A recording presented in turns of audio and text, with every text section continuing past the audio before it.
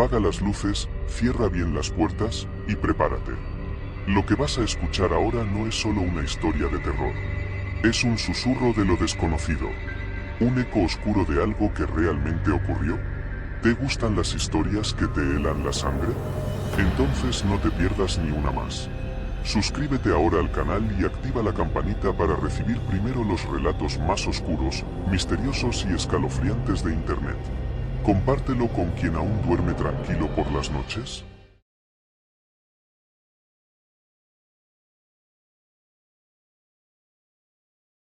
A furgoneta y el silencio de Londres. ¿Alguna vez has estado tan solo que escuchaste el sonido del pasado llamándote? Siempre era después de las 11 de la noche que todo comenzaba. La ciudad de Londres, tan ruidosa durante el día, se transformaba en una imagen congelada en la madrugada. Las calles antes apuradas se vaciaban como si todos hubieran sido evacuados de repente. Y allí estaba él, Thomas, solo, conduciendo su vieja furgoneta blanca por los callejones oscuros de los barrios más antiguos de la ciudad. Trabajaba recolectando chatarra, metales viejos, muebles abandonados, pedazos de un pasado que la gente ya no quería cargar. Era un trabajo solitario. Pero para él, esa soledad era un refugio. El sonido del motor mezclado con el chasquido lejano de los postes eléctricos con el frío creaban una especie de banda sonora para sus pensamientos. Le gustaba imaginar las historias detrás de cada objeto dejado en la acera. Un paraguas roto, una cuna antigua, un espejo agrietado. Todo tuvo un dueño. Todo tuvo una vida. Pero esa semana, algo era diferente. Thomas empezó a recibir mensajes en su celular de la empresa para recoger chatarra en una calle que no recordaba haber visitado, Old Withering Street, en el barrio de Whitechapel. Era una calle escondida, una especie de callejón largo con edificios apretados de arquitectura victoriana, como si el tiempo allí se hubiera detenido. Incluso el GPS parecía dudar al trazar la ruta. La primera noche que fue allí, notó el silencio. Pero no era el silencio común de las calles vacías. Era algo más denso, un tipo de silencio que parecía escucharte de vuelta. Thomas detuvo la furgoneta en medio de la calle. Las casas estaban a oscuras, todas con ventanas cerradas y cortinas pesadas. Era como si nadie viviera allí. O peor, como si estuvieran dentro, pero no quisieran ser vistos. Bajó y comenzó a recoger los objetos dejados en la acera, una silla de ruedas antigua, una máquina de coser oxidada, una lámpara con la pantalla rasgada. Había algo extraño en ellos, eran demasiado viejos. Objetos que parecían sacados de una película de época. Pero estaban allí, como si alguien los hubiera colocado minutos antes. Miró alrededor. Ninguna luz encendida. Ningún sonido. Y fue entonces cuando lo sintió. No fue viento. No fue un toque. Fue una sensación, como si alguien lo estuviera observando.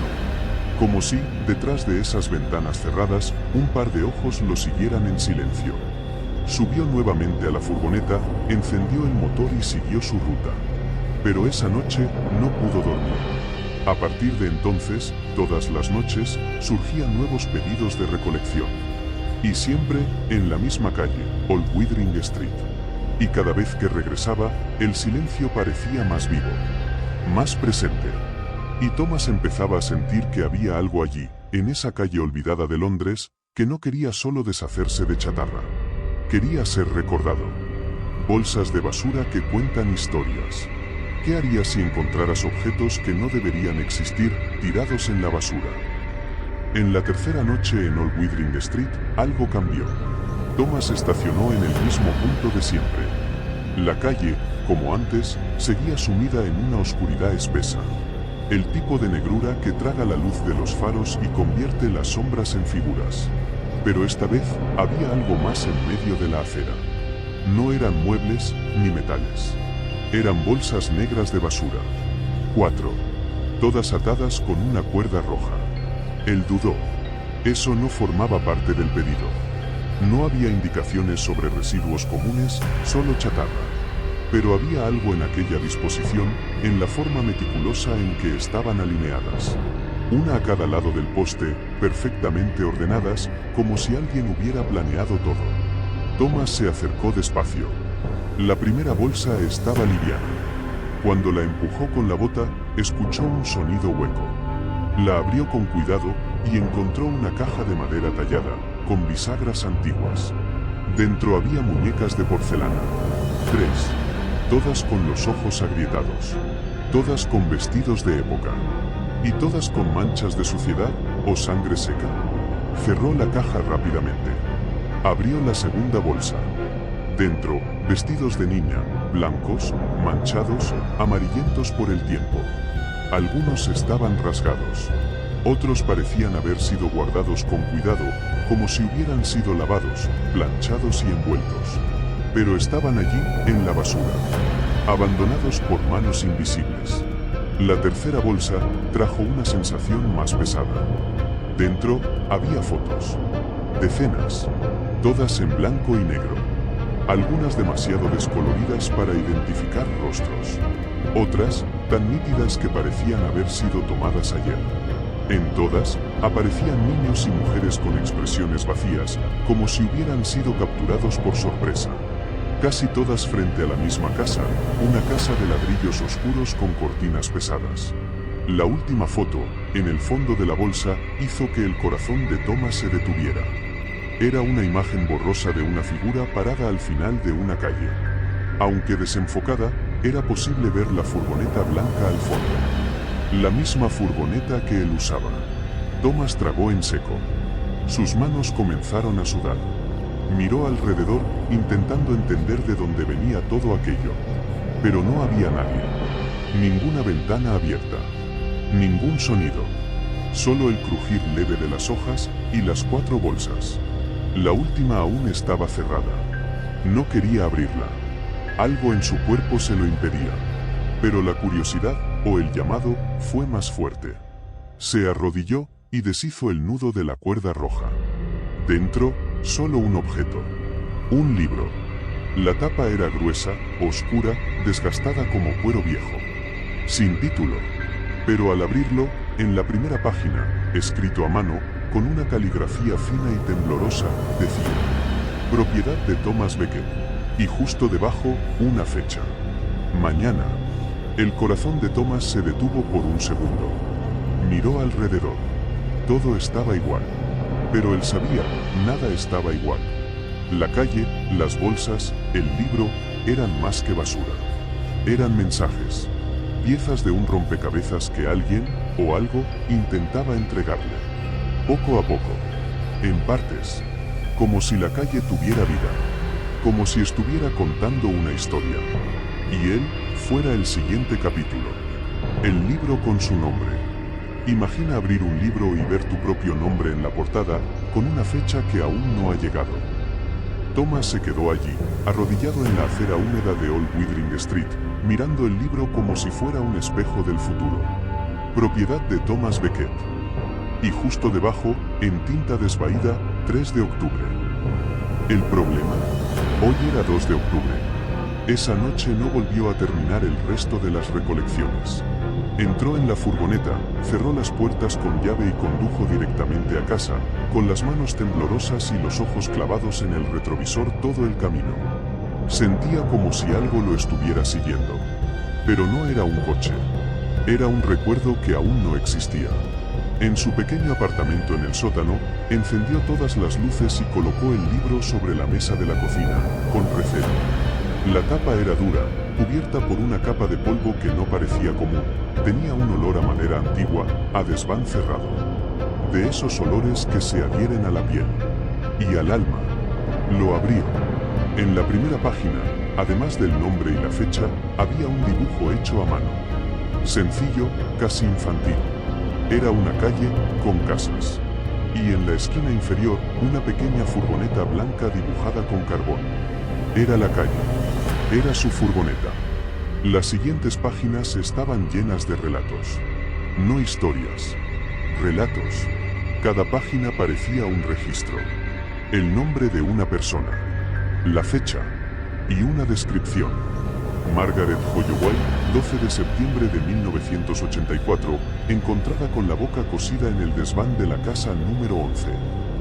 Peter M. Griggs, 24 de noviembre de 1971, desapareció tras recoger muebles de la acera en Withering Street. Ellen Darby, 6 de junio de 1997, reportó escuchar voces en las fotos antes de desaparecer por completo. Cada nombre estaba acompañado por una descripción fría y macabra, como un diario que la propia calle mantenía, anotando el destino de quienes se atrevían a cruzar sus límites. Y ahora, el nombre de Thomas estaba allí, pero su página estaba en blanco. Solo el nombre, la fecha y una línea fina debajo, esperando a ser escrita. La noche parecía más larga que nunca. Thomas intentó dormir, pero cerraba los ojos y veía rostros pálidos, ventanas que se abrían solas, bolsas negras que se movían. Lo peor era el silencio. No un silencio común, sino aquel silencio de la calle que ahora parecía haber invadido su casa. Los sonidos del reloj, del refrigerador, del tráfico lejano, desaparecieron, como si el propio tiempo se estuviera deteniendo a su alrededor. Cuando amaneció, Thomas seguía despierto. No fue a trabajar. Pasó el día mirando el libro, intentando entender, intentando olvidar. Pero la fecha estaba allí, y era hoy. El pasajero invisible. Cerraste el auto con llave, pero algo, o alguien, igual entró. La noche del 3 de octubre llegó como una sentencia. Thomas intentó evitar la ruta. Pensó en apagar el teléfono, fingir una gripe, cualquier excusa. Pero algo dentro de él lo empujaba de nuevo hacia allá. No era valentía. Era como si el libro hubiera implantado un comando dentro de su mente, una inquietud creciente, como una picazón que no podía alcanzar. A las 9, contra toda lógica, tomó las llaves de la furgoneta.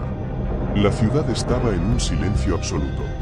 El tipo de silencio que precede una tragedia. Las luces de las calles parecían más tenues, los callejones más oscuros, los semáforos tardaban más en cambiar. Todo parecía estirado, lento, como si el tiempo hubiera sido manipulado. Condujo con las manos sudorosas sobre el volante. Cuando dobló en la última curva y vio Old Withering Street, algo dentro de él gritó para que diera media vuelta. Pero ya era tarde. La calle lo arrastraba como un imán. Y una vez más, las bolsas de basura estaban allí. 3. Esta vez, sin cuerdas. Sin organización.